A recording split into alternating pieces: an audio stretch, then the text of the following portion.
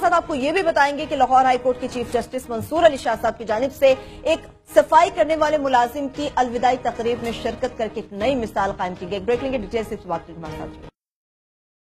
Programme میں ہم آپ کو خوش آمدید کہیں گے. سوشل میڈیا حکومت کی نااہلی بیڈ گورننس سے متعلق تو بات کریں گے، لیکن کلاسز صاحب لاہور ہائی کورٹ کی چیف جسٹس ایک جانب صفائی کرنے والے ملازم کی الوداعی تقریب میں شرکت کرتے ہیں، مگر دوسری جانب ہم دیکھتے ہیں ضلع اٹک میں جو مسیحی بچی ہے اس کے ساتھ مذہب کی بنیاد پہ برا سلوک کیا یہ تو پہلے ہم بڑا اپریشیٹ کرتے ہیں چیف جسٹس منصور علی شاہ صاحب کو. ایک بہت بڑی انہوں نے ایک پریسیڈنٹ انہوں نے سیٹ کی ہے کہ وہاں پہ جو صفائی کرتے ہیں سب سے زیادہ عزت ان لوگوں کی ہونی چاہیے جو ہمیں صاف رکھتے ہیں، جو ہمیں بلڈنگز کو عمارتوں کو ان کو ریسپیکٹ دینا، ان کے ریٹائرمنٹ پہ جانا، ان کے الوداعی تقریب میں ہونا، ان کو پھولوں کا گلدستہ دینا. مجھے مطلب نو افنسز مینٹ، مجھے تو وہ اس کی فلم یاد آ گئی منا بھائی MBBS والی، جس میں وہ جا کے ان کو وہ گلے لگا کے جادو کی جفی لگاتا ہے نا، محنت کش کو عزت دینا. سو ہم بڑا وی اپریشیٹ کہ منصور علی شاہ صاحب نے بڑا اچھا ایک جسچر دیا ہے، اور اسی طرح کے جسچر ہماری پوری سوسائٹی کو ان لوگوں کو دینے چاہیے. وہ کام کرتے ہیں، جو کام کرتے ہیں اس کو عزت کریں. ہمارے ہاں جو ہے نا کنسپٹ کمی والا کہ جو کام کرتا ہے سب سے زیادہ ہمیں اسی کی انسلٹ کرتے ہیں، اسی کی یہاں پہ اس کو برا سمجھا جاتا ہے. چیف جسٹس صاحب نے یہ بہت بڑا اور انہوں نے اچھا کام کیا ہے. اب میں آتا ہوں اس سے ساتھ ریلیٹڈ چیز ہے، یہ ہماری سوسائٹی میں انٹالرنس کیسے بڑھتا جا رہا ہے کہ ایک اپلیکیشن میں ایک ہمارے تک پہنچی ہے. یہ ان کا نام ہے منیر ناصر صاحب ہے، سکنا یہ محلہ مسلم گنج ہزرو ڈسٹرکٹ اٹک. انہوں نے ایک اپلیکیشن لکھی ہے، ان کے DPO صاحب کو بھی لکھی ہے اور ان کو ایجوکیشن کے EDO صاحب کو بھی لکھی ہے.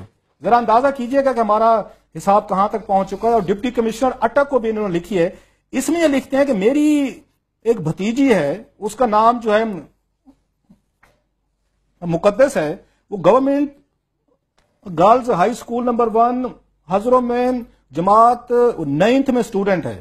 ان کی ایک ادا ٹیچر ہے، وہ لیڈی ٹیچر ہے. انہوں نے جب پہلے دن سے اس بچی کے ساتھ ایک ڈسکرمنیشن جو ہے امتیازی سلوک رکھا ہوا ہے، اور چند روز پہلے انہوں نے ٹیچر صاحبہ نے ان کی بھتیجی کو یہ کہا کہ آپ کیونکہ کرسچن ہیں، آپ اقلیت میں ہیں، لہٰذا آپ ہمارے مسلمانوں کے اسکولوں میں تعلیم آپ حاصل نہیں کر سکتی.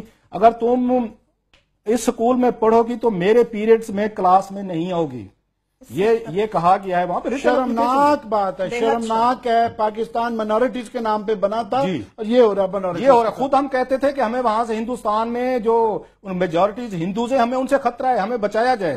جب خود ہم میجورٹی میں آ گئے، اللہ کے فضل سے ذرا ہمارے ایکٹ دیکھیں، ہمارے کام دیکھیں. یہ میرا خیال کانسٹیٹیوشن کے بھی خلاف ہے، ہمارے جو تمام سٹیزن کو برابر کے اس میں بنیادی انسانی حقوق کے خلاف ہے. اچھا آگے سنیں، وہ کہتے ہیں کہ جب یہ میرے اس میں نہ علم میں آیا، وہ منیر ناصر صاحب لکھتے ہیں، تو میں نے جا کے اسکول نہ انتظامیہ سے بات کی. اب ذرا اسکول انتظامیہ کا کام دیکھیں.